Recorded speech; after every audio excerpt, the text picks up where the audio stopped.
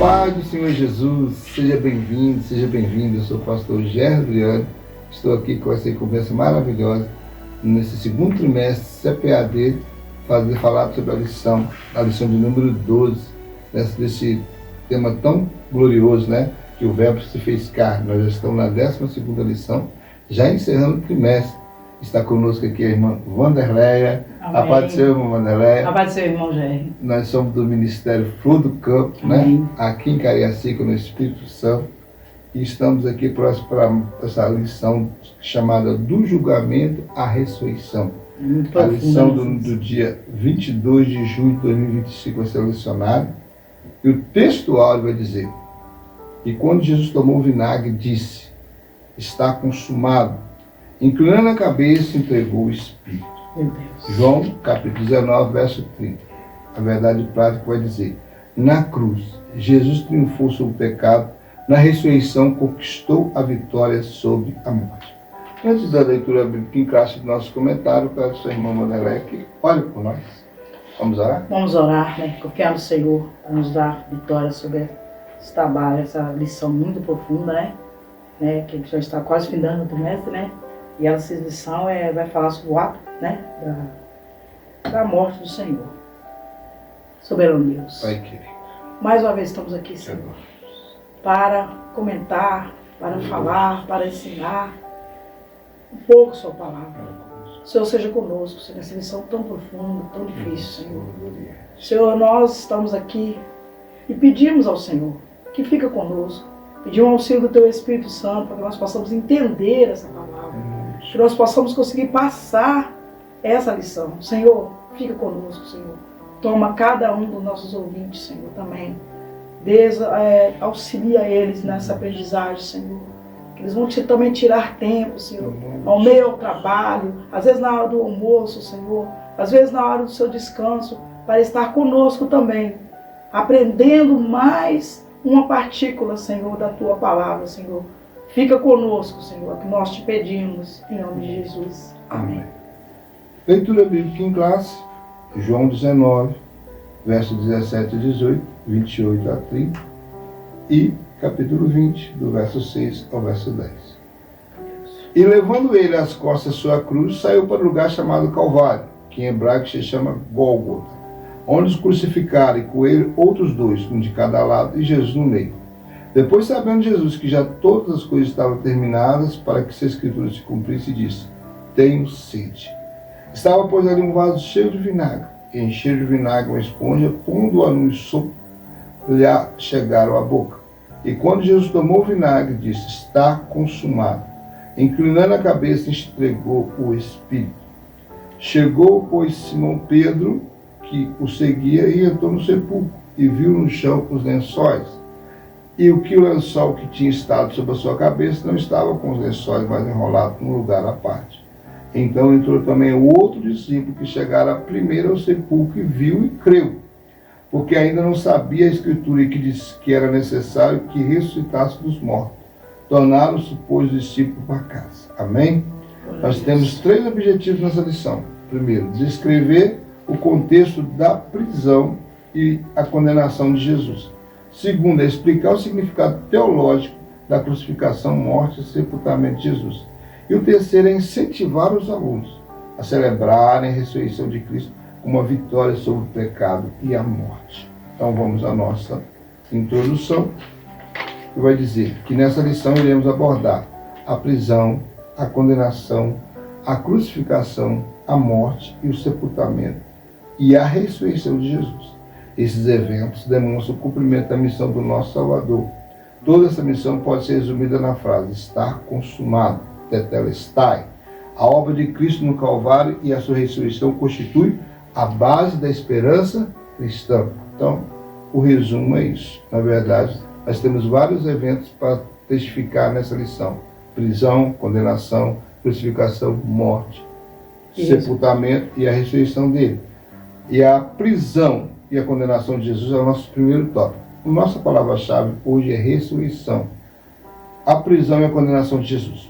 A prisão, nos capítulos 17 e 18 do Evangelho, após ter proferido o seu último discurso aos discípulos, e os ter preparado para a traição de Judas Iscariote, Jesus atravessou o ribeiro de Cedron e fez uma paragem no jardim do Getsemane. Esse jardim era também conhecido como Monte das Oliveiras, devido à grande quantidade de oliveiras que ali existia. Naquela madrugada, o ambiente desse local parecia carregado de tristeza e angústia. Os soldados romanos e os membros da guarda do sumo sacerdote foram guiados por Judas Iscariote até o local onde Jesus se encontrava com seus discípulos. Tendo concordado com a traição em troca de 30 moedas de prata, o traidor identificou Jesus com um beijo traiçoeiro, indicando aos soldados romanos quem ele era, levando à sua prisão e conduzindo-o até Anás, o sumo sacerdote, para ser interrogado. Em seguida, depois de ter sido agredido, nosso Senhor foi levado perante o governador Pilatos, 18:28, 19:6. Nós temos aí a prisão e a condenação de Jesus, e começando com a prisão. Judas Iscariotes viveu também no ministério de Jesus 3 anos e meio, da mesma forma dos outros 11. Então ele já sabia e conhecia todos os costumes de Jesus, inclusive dele ter esse lugar preferencial para a oração. E aí, quando ele soube que Jesus ia para lá, de alguma forma ele ficou sabendo, ou ele supôs que Jesus estaria lá, ele vai, se reúne a turma, né? Reúne soldados romanos com soldados que guardavam o sumo sacerdote, e foi procurar Jesus. Foi até lá. E é interessante que ele vai até Jesus e o beija. Era chamado ósculo santo, era um costume, né? Quando se mais tinha intimidade, né, entre judeus, um beijar o outro, né? Chamado ósculo santo. E Paulo falava muito sobre isso. E o que ele fez? Ele foi lá e o beijou. Em João não vai relatar, mas em outro evangelho vai falar que Jesus vai falar assim: amigo, com um beijo tu me traz, né? E ainda o chama de amigo, né? Jesus não é fácil, Jesus consegue chamar o traidor de amigo.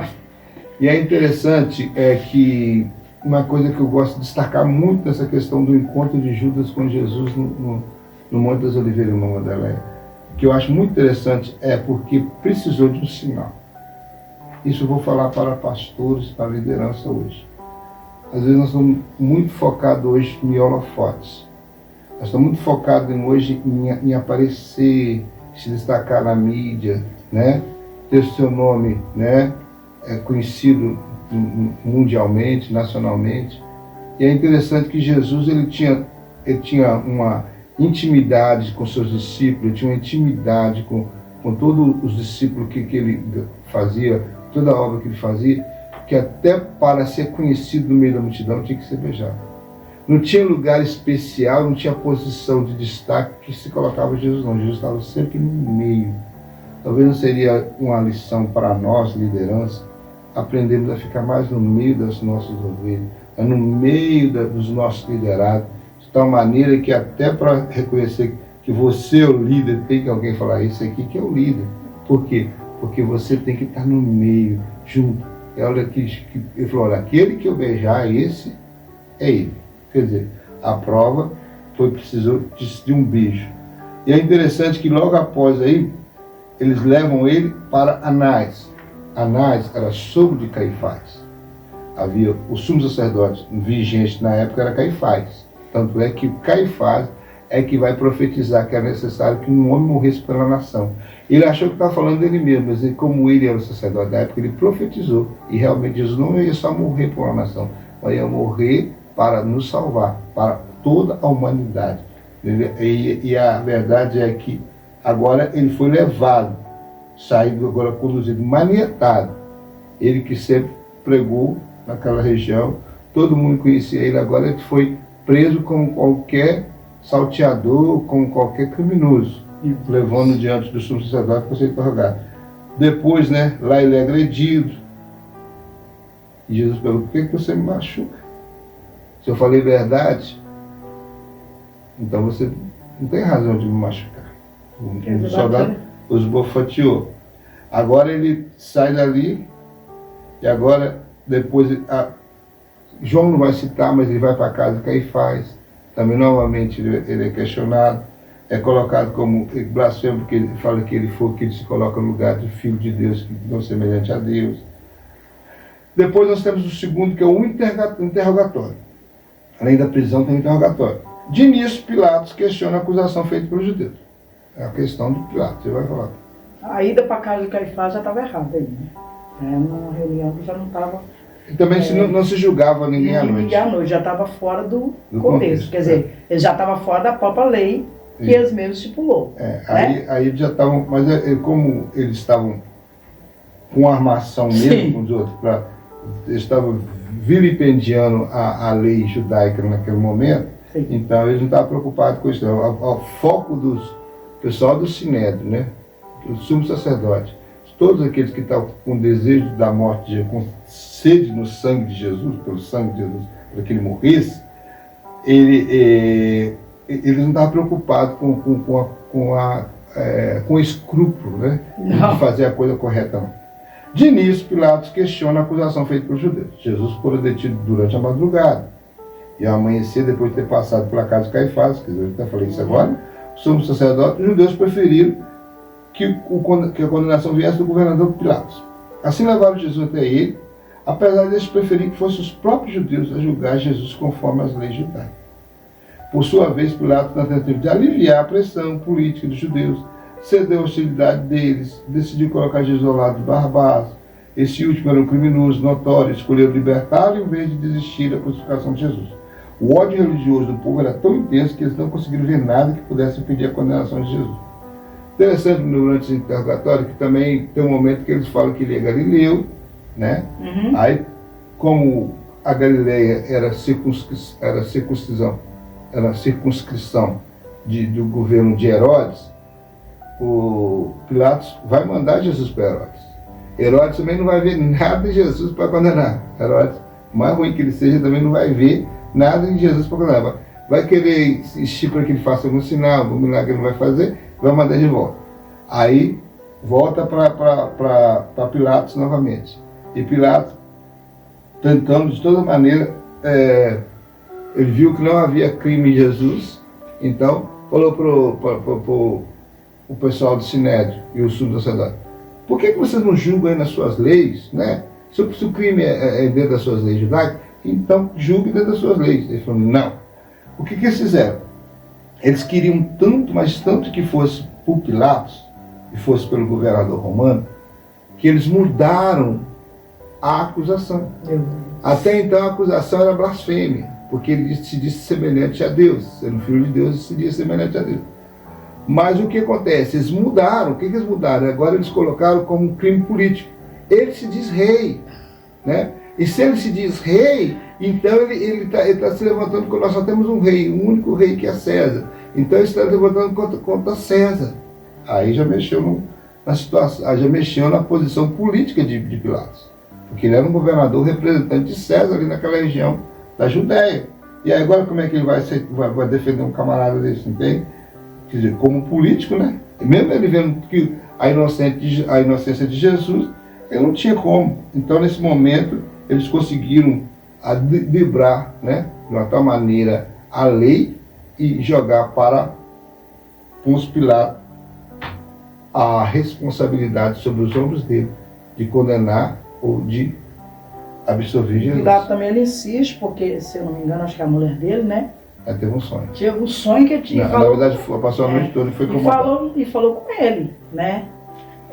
Que ele tomasse cuidado no que ele ia, na forma que ele julgar. Então, ele de toda maneira, ele tentava persuadir o povo, né? A mudar tipo assim, a mudar o veredito. Mas você viu que eles, de toda maneira, cada vez que ele arrumava uma brecha, eles arrumavam outra. Mas é interessante, irmão, que está nos ouvindo, é entender que tudo isso é ação do próprio Deus, para que se cumprisse as profecias, para que acontecesse como profecia de Isaías 53. O que acontece? Se fossem os judeus, qual que era a pena dos judeus? Era apedrejamento, né? Eles iam levar Jesus e apedrejaram até a morte, como apedrejou Estevão, né? Como tentou apedrejar aquela mulher, né, que foi pega em ato de adultério. Então, era a forma deles, mas eles queriam colocar na mão de Pilatos, do governo romano, Mas não sabiam eles que estavam sendo usados para que se cumpra a Escritura. Para que não só gentios e judeus estejam envolvidos na morte de Jesus. Porque foi para isso que Jesus veio. Por isso que você vai ver João 3,16, ele falar, e Deus amou a humanidade de tal maneira, que Deus amou de tal maneira, Deus amou o mundo de tal maneira que deu seu Filho unigênito, para que todo que nele queira não pereça, mas tenha vida eterna. Então, quando ele amou o mundo, ele não amou apenas os judeus. Né? Nós temos que entender que antes da igreja, só havia dois povos na terra, ou você era judeu ou você era gentio. Né? Então, os gentios nessa situação não estavam envolvidos até Pilatos. O problema era entre os judeus. Agora, quando os judeus levam a Pilatos, envolve os gentios, envolve Roma. E quem governava o mundo da época? Roma. E quem representava Roma naquele lugar? Pôncio Pilatos, ele era o governador da Judéia. Então, se ele era governador, agora ele tinha uma responsabilidade sobre o ombro dele. E se ele o condena, ele está debaixo do mesmo jugo, da mesma situação. Tanto você vai ver em Romanos, Paulo falando sobre isso, que tanto judeus como gentios estão na mesma situação, todos dependentes da graça e da misericórdia do Senhor, todos, porque todos pecaram e destituídos, estão na glória de Deus. Então não existe ser humano na terra, seja gentios, seja judeus, que não precisava que Jesus fosse ao Calvário. Também, né? se eles fossem matar ele apedrejado, a Bíblia diz que ele tinha que subir, né? Ele tinha que ser exposto, né? Porque, na verdade, a morte na cruz é considerada maldição. Jesus, como bendito, ele tinha que se fazer maldição por nós. Então, a cruz era a prova de que ele se fez maldito. Ele se permitiu se fazer maldito por nós, na cruz. Você vai ver lá em João, capítulo 3, aquela conversa de Jesus com Nicodemos, você vai ver que ele mesmo vai falar isso. Ele vai falar de uma forma alegórica, que Jesus vai falar sobre a sua morte e a forma que ele morreria. 3 o quê? João 3, 14, ele vai dizer, como Moisés levantou a serpente no deserto, assim importa que o Filho do Homem seja levantado, para que todo aquele que nele crê não pereça, mas tenha vida eterna. Então, ele já disse aqui, ó, como Moisés, lembra da passagem lá do deserto, quando Moisés estava voltando do Egito com o seu povo para a terra prometida, em que houve uma praga de serpentes. O que Deus mandou Moisés? Fazer uma serpente de bronze, colocar sobre um aço de madeira e colocar no alto. E todos que olhavam para aquela serpente podiam ser picados pela cobra, mas não morria. Então ele falou assim, aquilo ali foi uma alegoria já mostrando como Jesus ia passar, qual o suplício que Jesus passaria para verdadeiramente nos salvar. Então nós estamos aqui com um tema muito importante, falando sobre esse momento principal. É o ápice do projeto de salvação. Que se não houvesse esse momento aqui, era vã a nossa fé, como diz o apóstolo Paulo, nós estávamos pregando para nada, porque todos estaríamos debaixo da condenação. Terceiro, a condenação. Pilatos mandou que Jesus fosse açoitado, e posteriormente os soldados romanos para humilhá-lo ainda mais. Colocaram sobre sua cabeça a coroa de espinhos afiadas, provocando-lhe ferimentos e fazendo o sangue escorrer pelo seu rosto. Essa é uma maneira de escarnecer da sua suposta realeza. O instrumento utilizado para os castigos era o chicote, com tiras de couro afiadas, que tinham pedaços de ossos ou pedras cortantes na ponta, que Jesus foi ferido e teve a sua carne dilacerada pelos golpes. Nesse momento, nosso Senhor assumiu as nossas enfermidades e dores. Foi afligido e oprimido, foi castigado pelas nossas transgressões, iniquidade, cumprindo assim a profecia do profeta Isaías, Isaías 53, 4, 5. Isaías 53, 4, 5 vai dizer isso aqui. Verdadeiramente tomou sobre si as nossas enfermidades e as nossas dores levou sobre si. Nós o reputamos por aflito, ferido de Deus e oprimido, mas ele foi ferido pela nossa transgressão e moído pela nossa iniquidade. O castigo que nos traz a paz estava sobre ele, pelas suas pisaduras nós somos sarados. Então nós vemos aí que era necessário passar por todo esse flagelo. Era necessário passar por toda essa situação. E é interessante que os algozes romanos, aqueles que eram chamados para fazer esse tipo de condenação, eles tinham vários tipos de flagelo. Tinha aquele mais brando, para as pessoas que tinham uma pena mais leve, ou que tinham cometido um crime menor. Tinha um médio, tinha um maior, e tinha aquele mais, o tremendo, aquele que é para humilhar mesmo o suplicante, humilhar aquele que está sendo Humilhar mesmo castigado. humilhante, né? E esse foi o que foi dado a Jesus. Aqui o ato de carregar a cruz, o ato de ter a sua carne dilacerada pelos golpes. Porque quando o soldado romano desnudava a pessoa, porque diz que tirava toda a roupa da pessoa, amarrava no tronco e vinha com esse chicote, batia no corpo da pessoa, pedaços de carne saíam na ponta do chicote, porque era afiado, era com pedras afiadas, era com tiras de couro afiadas, era com pedaços de osso, era material bem cortante. Quando batia, marcava, saía com vergões, depois continuava batendo no mesmo lugar, já ia começar a aprofundar no corte, e ali começava a sair muito sangue, veias eram cortadas, ali dilacerada, o sangue de Jesus, o corpo dele já estava todo machucado. Eu acho interessante que nos anos 80, me parece que foi anos 80, que Mel Gibson, né, fez aquele filme sobre Jesus, e ele tentou dar uma realidade um pouquinho maior, né, do que realmente os outros filmes não fizeram, do flagelo de Jesus. E algumas pessoas até desmaiaram, passaram mal dentro dos cinemas vendo as cenas. E olha que ele não conseguiu ainda colocar realmente numa tela de cinema o que realmente aconteceu com Jesus. Mas assim, foi bem, né, bem mais, um pouco perto, né? Vamos falar que foi perto, mais perto um pouquinho da realidade que Jesus sofreu, tendo ali o seu sofrimento. Não só, ali ele fora zombado, porque como ele falou que o povo falava que ele era rei, o soldado veio com aquela coroa de espinho, desceu ela e colocou na cabeça dele, ele bateu com a cana na cabeça para enfiar com força, né? E aí o sangue escorria da cabeça de Jesus. Tudo isso, né, cuspido, esbofeteado, tudo isso aconteceu com Jesus nesse momento. Era a condenação. Nesse momento ele foi condenado, e agora dali ele partia para a crucificação. Eu vou deixar para o irmão Vanderlei. Meu Deus. A crucificação. Morte e o sepultamento de Jesus. O caminho do Calvário. Após a tentativa de Pilatos evitar a crucificação e libertar Jesus, não conseguiu impedir o castigo mais severo. Finalmente, no versículo 16, ele então entregou-lhe para que fosse crucificado. Que está escrito em João capítulo 19, 16. Sob a açoite dos soldados, Jesus carregava a sua cruz até chegar ao Gólgota, local conhecido como lugar da caveira, devido à forma que o monte apresentava, em João 19, 18, mencionando-se que o Gólgota era um lugar público onde as pessoas podiam testemunhar o horrível drama a qual os soldados romanos submetiam aos condenados. Os evangelhos sinóticos, Mateus, Marcos e Lucas, foram registrar detalhes sobre os eventos durante a crucificação do Senhor. Ao lado de Jesus, à sua esquerda, à sua direita, estavam dois outros homens, acusados como criminosos, Lucas 23, 40 e 43, sendo que Lucas,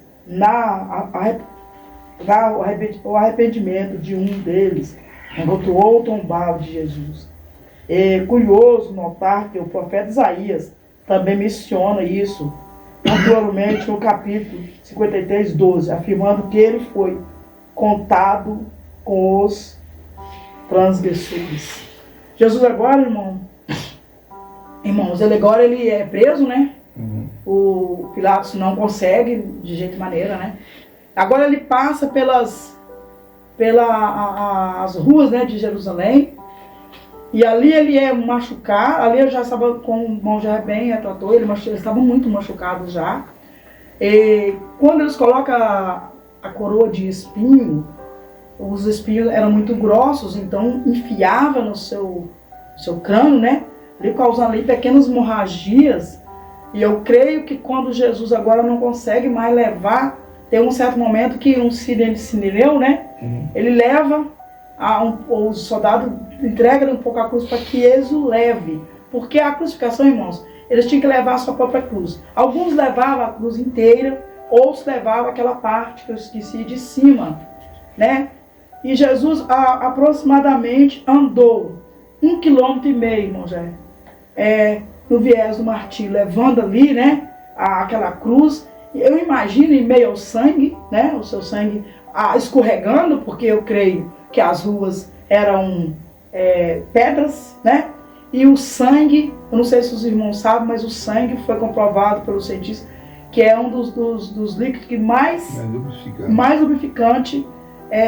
Cresce que na história, quando construiu-se a torre, as pirâmides do Egito, cresce que muitos soldados morreram ali, né? Naquelas colocações daquelas pedras gigantes, por causa do morria ali, o sangue era o maior, né, lubrificante. Então eu creio que Jesus tropeçava, caía, e tudo isso com os apúburos e vaia da multidão. Havia alguns ali chorando também, né, pela dor dele, outros, né, aqueles que mandaram crucificar, não é isso? Aqueles que queriam sua morte, outros rindo, outros escarnecendo. Eu creio que coisas, objetos eram jogados neles, porque a morte de cruz era uma morte humilhante para a pessoa. Eles passavam na cidade, e ali chegavam até um certo lugar, né? Ali eles iam, levavam a sua... E ali era um espetáculo, irmão Jair, público, né? O Senhor Jesus, ele foi humilhado por aquela multidão, algumas pessoas, a qual eu creio que estava ali nos dias que ele fazia as curas, né? Agora, nessa hora, alguns estavam ali também, junto com a multidão, né? Participando desse massacre, né?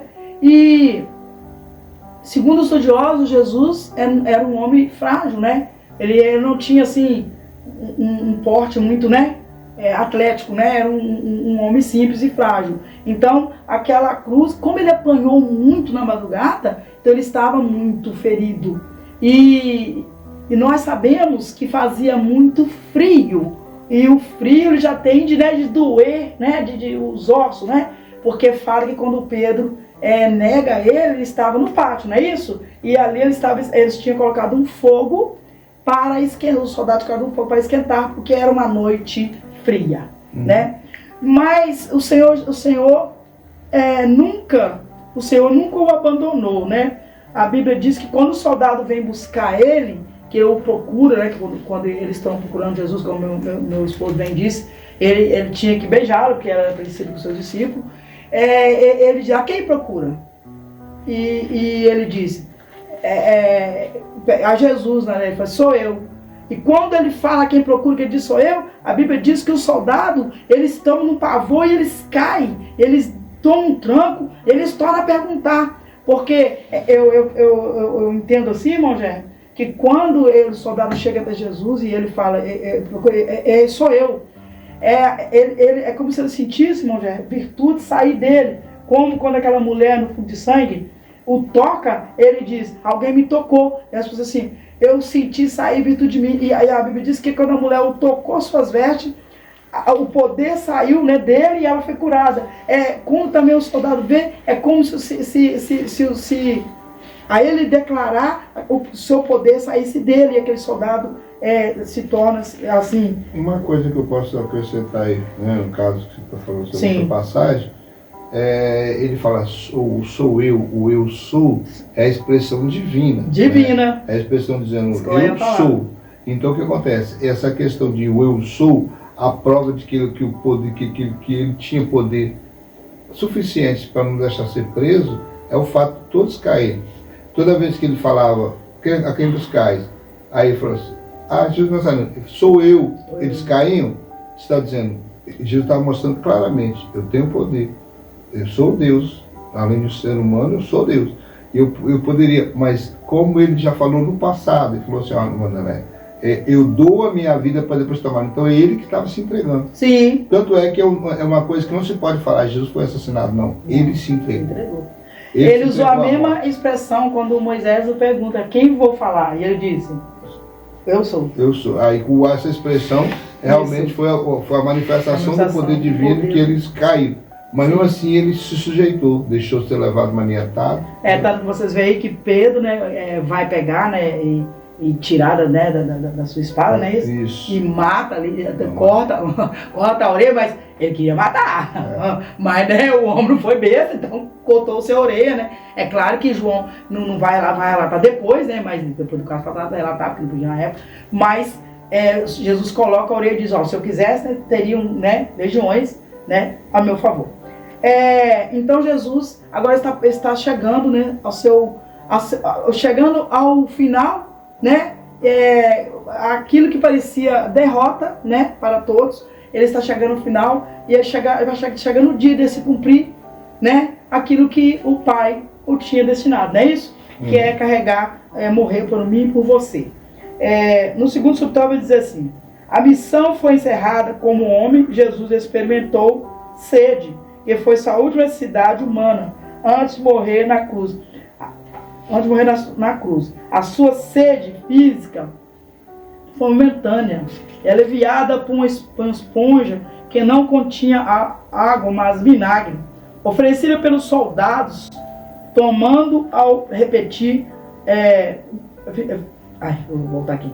Esponja que não continha água, mas vinagre, oferecido pelos soldados romanos, ao pedir água para saciar sua sede. Nosso Senhor tinha plena consciência de que a Escritura estava se cumprindo, e que aquele momento final, como o homem se aproximava assim ciente de que a sua missão na terra estaria completa. Versículo 28 de João, né? Não hesitou em proclamar a vitória do plano divino ao afirmar: está consumado. João 19:30.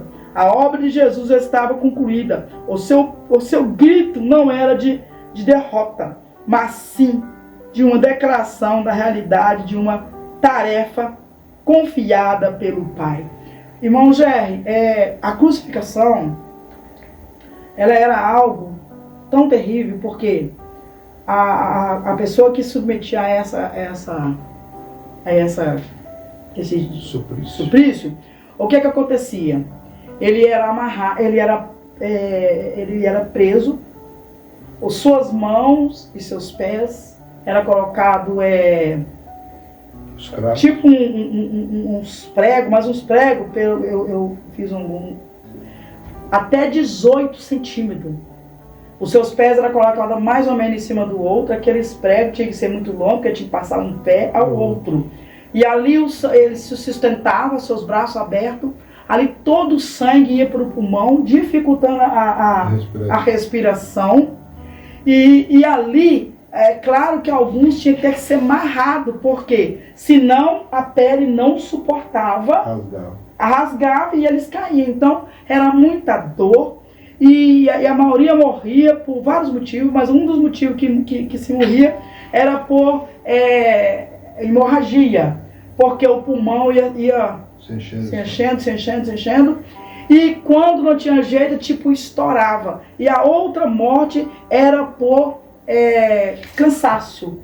A pessoa ia se deteriorando, cansaço termina, a dor era crucificante, o sofrimento era tamanho naquele ali, e tinha outra coisa também, como o irmão Jeremy me disse, não aquilo ali, porque está escrito, você falou que está nos livros da lei, né?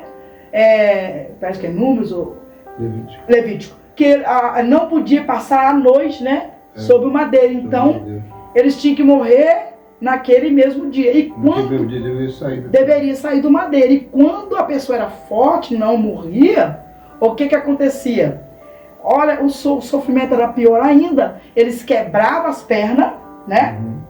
Para que a hemorragia intensificasse e eles morressem por hemorragia, né, generalizada, não é isso? Mas a Bíblia diz em Isaías que nenhum osso do Senhor Jesus seria quebrado. E nós temos que entender, enfatizar bem aqui, que Jesus, ele não foi morto, mas ele entregou. E na cruz, Jesus, ele faz o último, ele faz os últimos pedidos, ele vai falar umas 3 palavras como homem.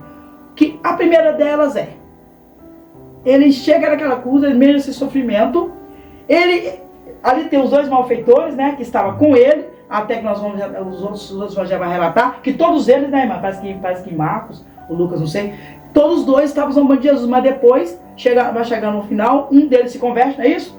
E até que a parte de Jesus fala que hoje mesmo estarei com ele, né?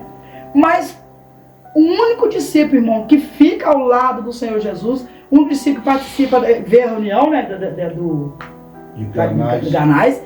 Depois é o único discípulo também que segue Jesus, que está ao pé da cruz com Cristo. E Jesus olha para João e diz: aí está, a mãe de Jesus estava ali também. E Jesus, mesmo passando por esse grande sofrimento, ele compreende, ele entende que a sua mãe, a qual gerou ele como homem, né? Ele estava ali na cruz, irmão, já como homem. E como homem, ele sabia que a sua mãe estava sofrendo muito. Então ele olha para ela e diz: mulher, aí está o seu filho. Ele não aponta porque ele estava, né, preso, mas eu creio que ele faz o sinal com a cabeça. E ali ele fala com João: João, aí está a sua mãe. E pede a ele que cuide da sua mãe. Porque nós sabíamos que Jesus, ele passava por grande luta com os seus irmãos. Nós sabemos ali no casamento, né, o primeiro milagre de Deus faz, que os seus irmãos estavam, né, lá fora, né? Aí eles falam: sua mãe e seus irmãos estão aqui fora. Mas quando Jesus fala assim, ó, a minha mãe e os meus irmãos, é todo aquele que faz a obra do Senhor, ele está falando na parte espiritual. Mas agora ali na cruz, ele se refere a Maria e a João como mãe, de um homem, né, que ele está morrendo como homem. E a segunda fala que Jesus fala ali também, ele fala 7 frases, mas as 3 frases que só João tinha como ouvir, porque só João estava ao lado, aos pés, é o único que ouviu, e aí ele vai, pede para cuidar da mãe, e depois ele fala: eu tenho sede, né? E João relata isso, tanto um dos outros evangelhos não relata essas duas coisas, porque só João pôde ouvir, que estava muito perto dele. E ele diz: eu tenho sede. Segundo os filósofos, segundo os historiadores, que havia uma prática, né, que acho que as mães, né, as mulheres, né, sei lá, levavam e tinha o costume de pegar uma esponja e molhar sobre uma erva, acho que é muita erva, não sei se... É mirra, uns falam mirra, outros falam fel, e colocava assim dentro de um vinho muito forte, para que a pessoa que estivesse ali naquele suplício suportasse, diminuísse a dor. Mas quando o Senhor Jesus ele pede água, ele estava falando para mim e para você que ele estava ali como homem. Ele subiu naquela cruz, irmão Gé, com as dores como um homem comum. Ele não estava usando o seu poder. Então, como homem, ele tinha sede. Ele disse: eu estou com sede. Ele repete: estou com sede. E a Bíblia diz que os soldados pegaram um isopor, né? Eu imagino que é uma esponja, alguma coisa assim, e mergulha, tanto já tinha prática, já estava lá, né, uma vazia de vinagre, e coloca na sua boca, mas ele não aceita, e ele continua com sede. E a última palavra que ele vai referir é quando ele disse assim, a terceira palavra é a última, ele vai dizer assim, logo após esse episódio do vinagre, ele diz: está tudo consumado, que está no versículo 28 de João, ele diz: está tudo consumado. Agora, Jesus, ele termina, né, ali, ele chega no ápice da sua dor, ele chega no ápice da sua entrega, né, e ali ele entrega o seu espírito, né, a Deus. E ali tudo isso, aquilo, irmãos, que parecia uma derrota para nós, era sim o triunfo do Senhor, porque o Senhor, ele teve o maior triunfo, foi quando ele disse: está tudo consumado, ó Pai. E ele termina ali, né, o seu sofrimento, toda a dor, toda a angústia que ele passou naquela cruz por mim e por você. Muito difícil essa lição. Ele entrega ali, ele termina ali. A angústia que ele começa lá no Getsemane, né? Porque João não vai relatar isso, mas Lucas relata, como médico, ele relata uma hemorragia capilar que Jesus teve ali, quando orava a Deus, se possível, passasse esse cálice sem que ele beba. Então, o grau de estresse que Jesus passou ali foi tão alto que chegou o seu suor se tornar em gotas grossas de sangue, né? Então nós vemos aí que já não foi ali na cruz, foi antes da cruz. Mas já na cruz também, como a irmã Valéria falou, ele estava numa posição de que o apóstolo Paulo fala que ali ele pisou, ali ele realmente, dentro na cruz, ele destronou principados e potestades. Foi ali na cruz que realmente ele deu o brado de vitória. Tanto é que ele estava tão angustiado porque ele não tem pecado, que o salário do pecado é a morte. Então, ele não poderia morrer. A morte também não tinha poder sobre ele. Tanto é que ele que definiu, olha, ele estava em suplício e sacrifício. Mas quem definiu a sua própria morte foi o próprio Jesus. Quando ele decidiu no momento que ele achou certo o cumprimento de todo sofrimento por nós, por mim, por você, se fazendo mal dele, sendo bendito, se fazendo mal por mim, por você, ele então agora decide, nesse momento já cumpriu tudo, está consumado. Então nesse momento ele entrega o seu Espírito, entendendo também que o Espírito que ele entrega não é o Espírito Santo, é o Espírito humano que ele tinha. Ele entrega na mão do Senhor, que Deus fez, ele sendo Deus se fez homem. Então se ele fez homem, ele também tinha Espírito como nós, entendeu?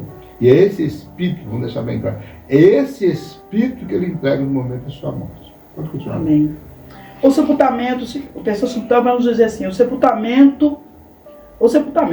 No versículo 38 aparece um homem, admirava Jesus, e era um discípulo discreto e reservado, chamado José de Arimateia. Ele fazia parte do Sinédrio e era uma pessoa abastarda. Devido ao temor que tinha dos judeus, mantinha-se afastado dos discípulos, mas conseguiu vencer esse medo e reunir a coragem para se dirigir a Pilatos, solicitar o corpo de Jesus para o sepultamento. A informação contida no texto sugere que o túmulo onde Jesus foi sepultado não ficava longe do monte do Calvário. Acabou aqui. Irmãos, Jesus, às vezes, irmãos, nós oramos assim, parece que Jesus estava abandonado, né? Assim, parece que estava só. Mas nós temos que entender, irmãos, que o nosso Pai, Ele nunca deixou Jesus, nunca deixou seu filho sozinho, né? Ele nunca deixou de desamparar o seu filho. A Bíblia diz que quando ele nasce, né, irmão Gé? E ali as pessoas queriam matá-lo, a Bíblia diz que o anjo aparece a José, né? E ele leva ele para o Egito, para se cumprir do Egito, chamei o meu filho. Mas chegando no Egito, Jesus, mesmo fora da sua cidade, fora da sua parentela, eu costumo em Minas, quando nasce uma criança, né, irmã, antigamente era assim, a gente levava muito presente, passava assim uns 9 dias, a gente levava presente para as mães, era uma alegria. Mas Jesus, o Senhor nunca o abandonou, mesmo ele estando no Egito, fora dos seus parentelos, fora da sua terra, fora da sua casa. O Senhor mandou ali aqueles 3 reis, né?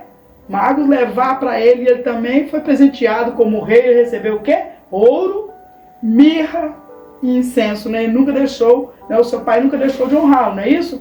Depois, Jesus também foi honrado também ali em Nazaré, quando o Senhor providencia um jumento, não é isso? Um burrinho, não é isso? Em Jerusalém, prometeu um jumentinho, a qual ele sobe, e é a única vez que vocês vão encontrar em toda a Bíblia, né, nos evangelhos, Jesus como é que fala que eu vou dizer? Sendo honrado, né, como o rei, né, e tanto que aí eles começam usando, né, colocando seus ramos, né, e o adorando ali, é a única vez, até que ali começa a luta, né, o pessoal do Zé começa a ficar, né, desesperado por causa disso. E também, agora vemos também, quando Jesus vai instituir a ceia, né, nós estudamos no capítulo 13, não é isso? Que o Senhor providencia, como é que chama o negócio?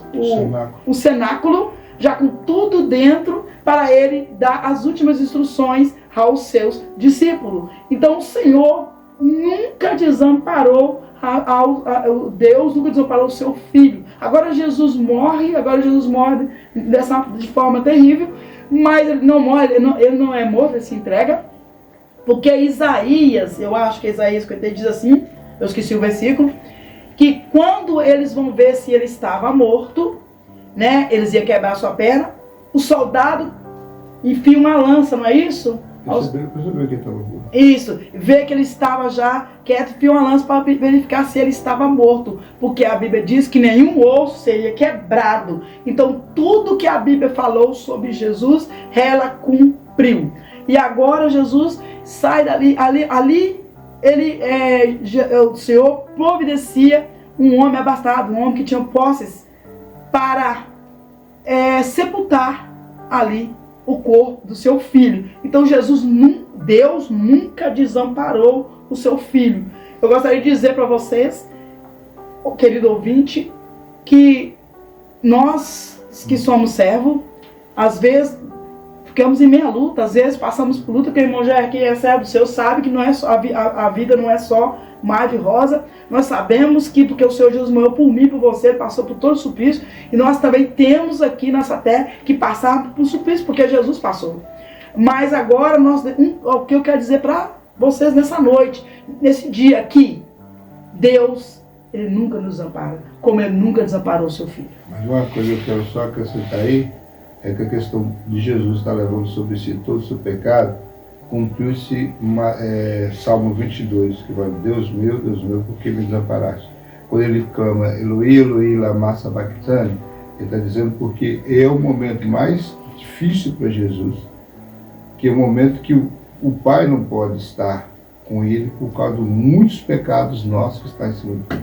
Deus ama o pecador, verdadeiramente, mas ele não comunga com o pecado. E ali Jesus estava carregando sobre si todo o nosso pecado. Então, nesse momento, sim, ele se sentiu desamparado. Por quê? Porque esse momento é um momento ímpar. Talvez alguns comentaristas acreditam que quando Jesus, a angústia de Jesus na cruz, a angústia de Jesus lá no Getsemane, é por esse momento, porque em toda a eternidade que Jesus conviveu com o Pai e com o Espírito Santo, seria o único momento em toda a sua história que ele estaria separado do Pai, por aquele momento até entregar o seu Espírito. Então, só esse complemento aí. Isaías 5 vai dizer: ele foi ferido, como o irmão já leu, pelas nossas transgressões, moído por nossas iniquidades. O castigo que nos traz a paz está sobre quem? Sobre ele. E pelas suas pisaduras foram sarados. Todos nós andávamos desgarrados, como ovelha, cada um se desviava pelo seu caminho. Mas o Senhor fez cair sobre ele a iniquidade de nós todos. Iniquidade de quem, irmão Jé? De toda a humanidade. Vocês têm que entender, o irmão já acabou de explicar muito bem, que quando o Senhor olha para Jesus, o nosso Deus que é santo, ele olha para Cristo, ele olha para o seu Filho, e por alguns minutos, centésimos de segundo, ele vê todo o pecado de Deus, de Adão, meu irmão, já é até o último homem sobre essa terra. É muito pecado, é muito sofrimento, a dor tamanha, e Jesus carrega, porque o problema não é Jesus ter só carregado aquele madeiro, mas a dificuldade é porque ele carregou os pecados da humanidade toda sobre si. E também, irmão, as nossas dores, as nossas enfermidades, todas foram levadas sobre Jesus naquela cruz. Então o peso de Jesus ali não era como aquele ladrão da esquerda, não da direita. Era um peso terrível, porque, irmãos, experimenta orar. Passa uma noite orando. Em poucos dias, a gente, pela misericórdia do Senhor, nós fizemos 12 horas de oração, relógio de oração. Como eu não tinha ninguém para cumprir os outros horários, eu tive que fazer 7 horas de oração. Irmãos, quando eu terminei, eu estava exausta, eu estava tão cansada que eu não aguentava de pé. E Jesus, ele carregou, imagine, Jesus carregando sobre si todos aqueles que quer pegar de todos. Vamos para o terceiro tópico. Vamos mudar esse assunto agora, vamos melhorar? Agora, amém. Agora vamos falar sobre a ressurreição de Jesus. Então agora, o momento triste já passou, a crucificação, a morte e o sepultamento de Jesus. Vamos agora para o terceiro tópico, né? Que o tempo não espera. É o túmulo vazio, que é o primeiro subtópico. Vai falar assim: na manhã do primeiro dia da semana, domingo, ocorreu um terremoto na área do sepulcro. Um anjo de Deus deslocou a pedra e sentando sobre ela. Mateus 28, 2. Foi nesse instante que Jesus ressuscitou do lugar onde seu corpo se encontrava. O túmulo ficou vazio, servindo como uma clara evidência da ressurreição de Jesus dentre os mortos. No Evangelho de João é relatado que após o sábado judaico, Maria Madalena dirigiu-se ao sepulcro, João 20, 21, 20, verso 1, acompanhada por Maria, mãe de Tiago e Salomé, Marcos 16, 1 a 3, com a intenção de ungir o corpo de Jesus. Ao chegarem lá, a pedra já tinha sido retirada. A preocupação dela era essa, né? E ao entrar no sepulcro escavado na rocha, não encontraram o corpo de Jesus. O túmulo estava vazio. A ressurreição com base da fé cristã. Não, já vamos falar um pouquinho sobre esse primeiro túmulo vazio. Quando Maria Madalena, ela sai juntamente com Maria, outra Maria, e com a mãe de Tiago e Salomé, a intenção delas era fazer uma unção sobre o corpo de Jesus. Ele foi sepultado, ficou na cruz até as 3, ali ele foi tirado da cruz, né? Da cruz ele foi colocado no túmulo de José de Arimateia, né? Lá em Isaías, quando ele fala que ele foi contado com os transgressores, mas com o rico teve no seu sepultamento, porque na verdade ele foi sepultado num túmulo de um rico, né? Uhum. E aí só que quando colocaram-se uma pedra, né? Era comum naquela época escavar túmulo nas pedras e colocar uma pedra, uma rocha na frente, cobrindo a entrada do túmulo. Quando Maria Madalena e as amigas dela foram lá para fazer com a intenção, já preocupada, como nós vamos revolver aquela pedra, era muito pesado, 3 mulheres. Quando elas chegam, já tinha sido retirado, o túmulo estava vazio. Nós vamos falar para você, querido, que a única religião do mundo em que o líder dessa religião, do cristianismo, morreu, mas ressuscitou e o túmulo está vazio, Maomé ainda está lá no seu túmulo. Confúcio ainda está no seu túmulo. Todos que fundaram religiões no mundo, o Buda, Siddhartha Gautama, também está lá onde foi enterrado no seu túmulo. Mas o único que realmente não tem nenhum vestígio no túmulo é Jesus, porque ele não já está lá mais, porque ele já ressuscitou. E essa é a certeza da nossa vitória. Você vai ver Paulo falar em 1 Coríntios 15 sobre isso. Se não a ressurreição do morto, também Cristo não ressuscitou. Se Cristo não ressuscitou, verso 14, capítulo 15, verso 14, se Cristo não ressuscitou, logo a vã a nossa pregação e também a vã a vossa fé, né? Verso 16, porque se os mortos não ressuscitaram, também Cristo não ressuscitou, e se Cristo não ressuscitou, é vã a vossa fé e ainda permanecer no vosso pecado. Então, o penhor da nossa vitória é a ressurreição de Cristo. Quando ele vai à cruz, ele julga o pecado na cruz. É um dos juízos de Deus, a cruz, porque Jesus, quando ele vai para a cruz, lá ele vence o pecado. Adão pecou no Éden, no capítulo 3 de Gênesis. Uhum. E toda a humanidade seguiu o pecado de Adão. Mas no Calvário, Jesus foi lá e venceu o pecado na cruz. Porque Pedro vai falar que Jesus, na sua primeira discurso, que ele foi solto às ânsias da morte, porque a morte não pôde retê-lo. Por que a morte não pôde retê-lo? Eu imagino Jesus quando ele morre e que desce ao Hades. A morte olha para ele e fala, o que esse cidadão está fazendo aqui? Meu Deus. Não tem nada, porque o salário do pecado é a morte, ele não tem pecado. Ele ficou o tempo que foi necessário para retornar. Quando ele volta, que vem para que ele é ressurreto, nesse momento, né, ele é a prova de que ele venceu a morte.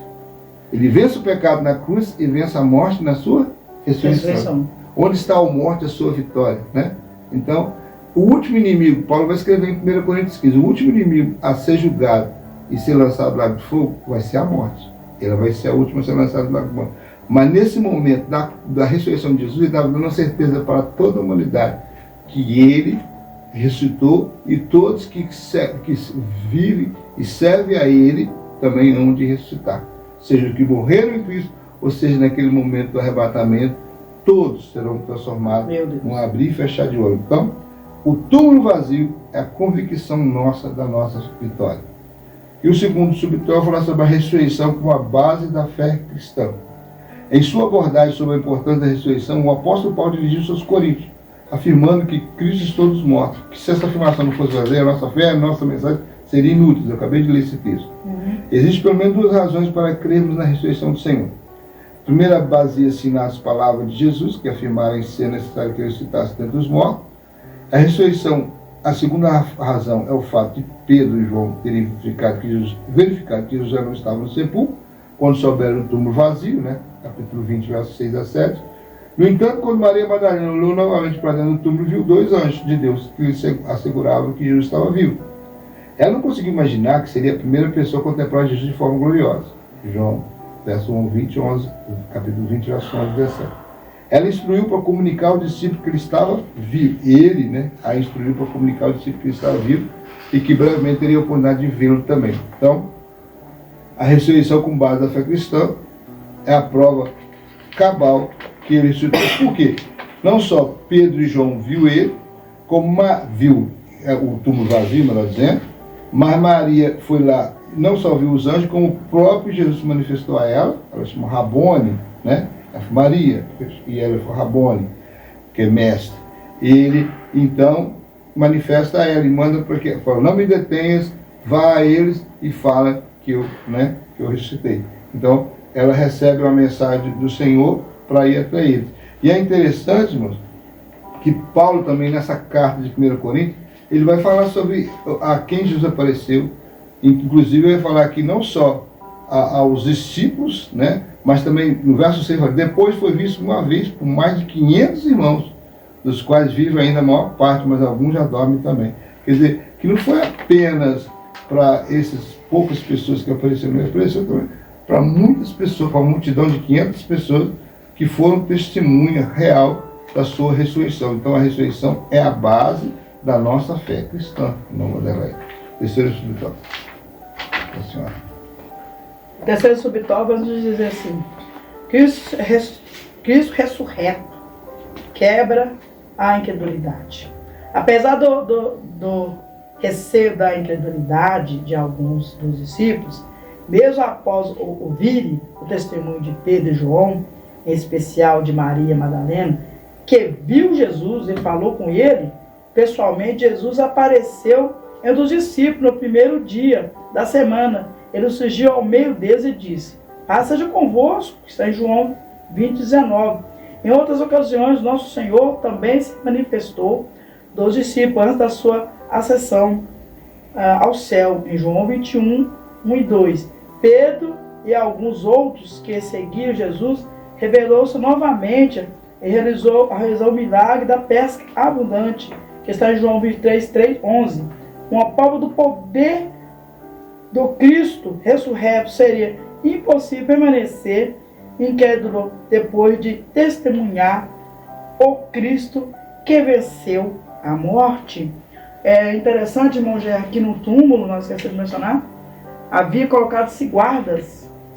Dizem que havia na porta do túmulo um lacre, né, que guardava ali, guardava ali o corpo, porque mesmo que eles falavam que não acreditavam, mas eles conheciam o Torá, conheciam, e sabiam que Isaías falava sobre Jesus, que ele ia ressuscitar.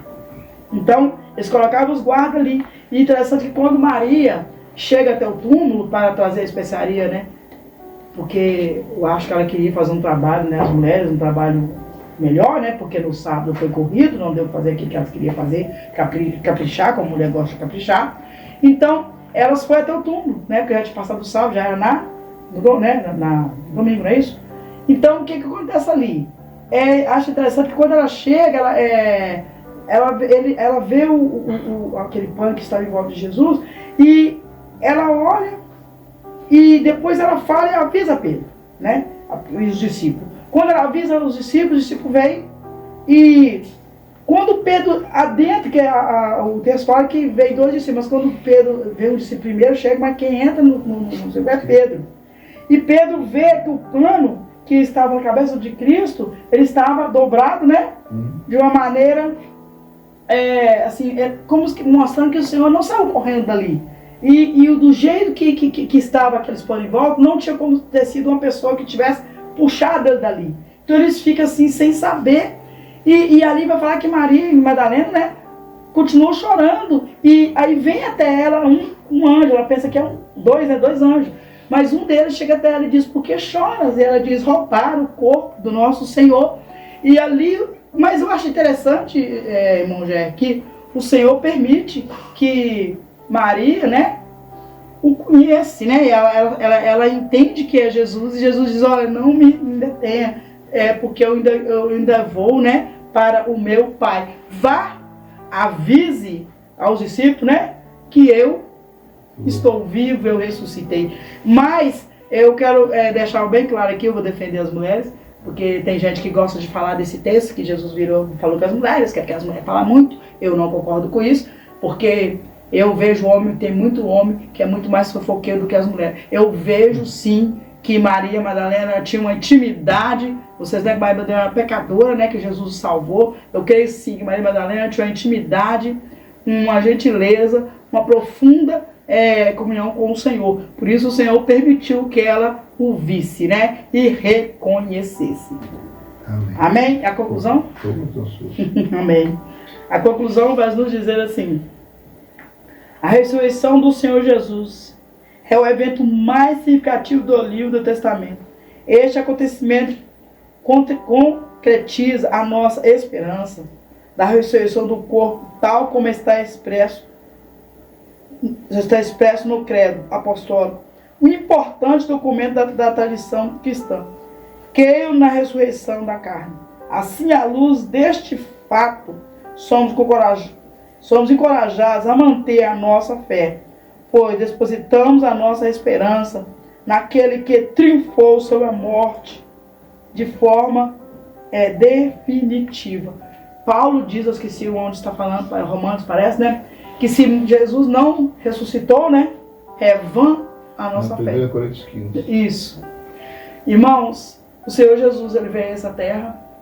Quando Adão peca, quando Eva come a fruta, quando ela dá ao seu marido, e ele come, toda a terra entra em desgraça, toda a terra sofre.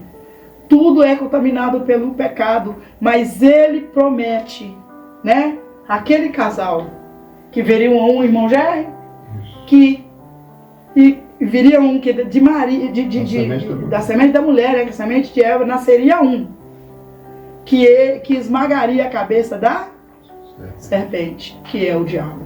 Então, irmãos, se cumpriu aqui em Jesus, quando ele disse, Tetelestai, está tudo consumado. Ali ele toma a chave da morte, ele toma o domínio, e ele agora, a morte não tem mais força sobre mim, nem sobre você, porque quando a morte, ela olha, ela vê a marca do sangue do Cordeiro sobre mim e sobre você.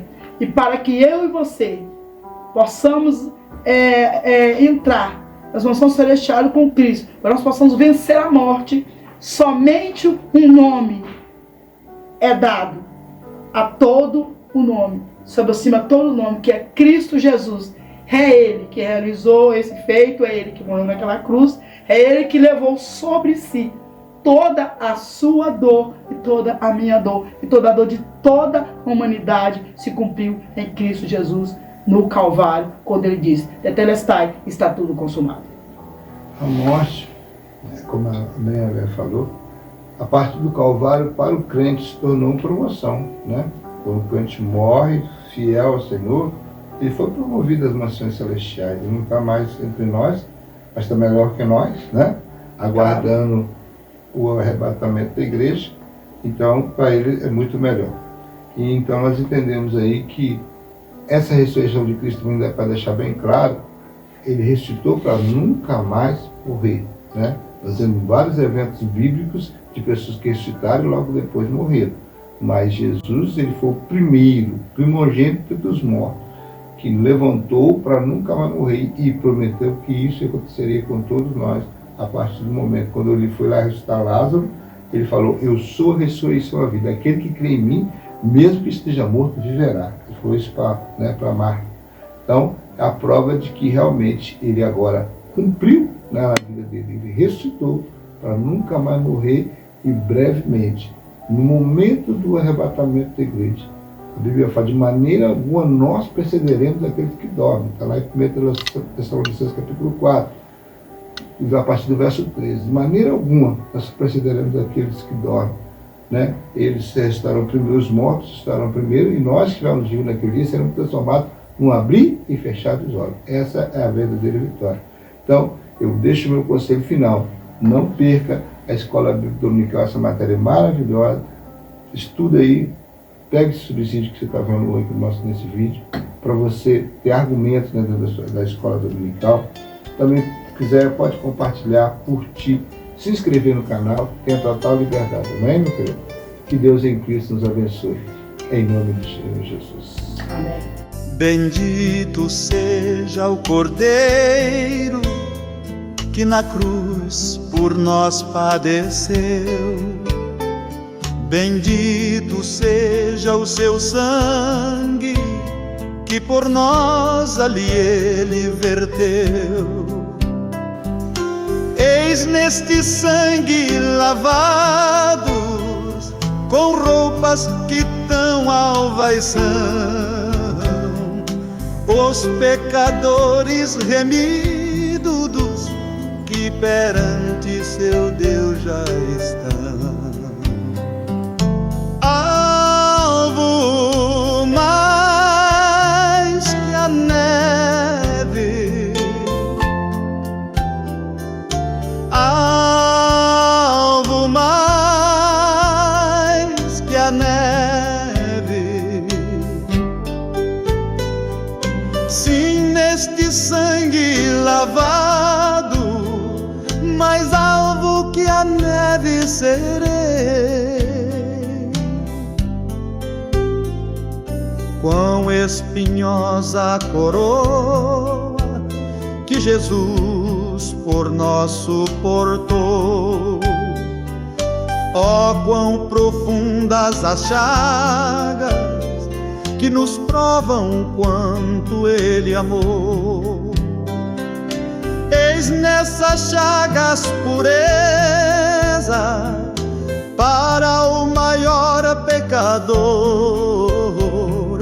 pois que mais alvo que a neve o teu sangue nos torna, Senhor. Alvo mais que a neve, alvo mais que a neve. Se neste sangue lavado, mais alvo que a neve serei. Se nós a ti confessarmos e seguirmos na tua luz, tu não somente perdoas, purificas também, ó Jesus. Sim, e de todo o pecado, que maravilha de amor, pois que mais alvo que a neve o teu sangue nos torna, Senhor.